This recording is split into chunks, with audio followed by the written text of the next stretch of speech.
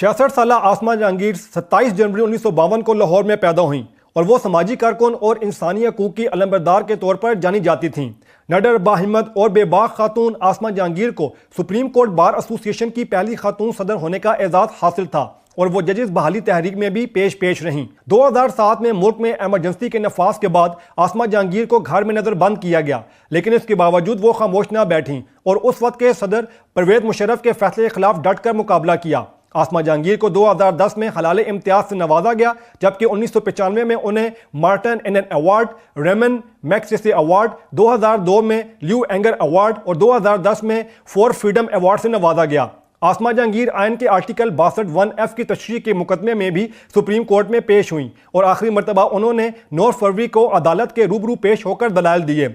आसमा जहांगीर को सुबह नाश्ते के बाद तबीयत खराब होने पर फेरोजपुर रोड पर वाक़ अस्पताल ले जाया गया, ताहम वो जांबर न हो सकी। अस्पताल हुकाम के मुताबिक आसमा जहांगीर को बेहोशी के आलम में अस्पताल लाया गया और हाई ब्लड प्रेशर की वजह से उन्हें ब्रेन हैमरेज हुआ।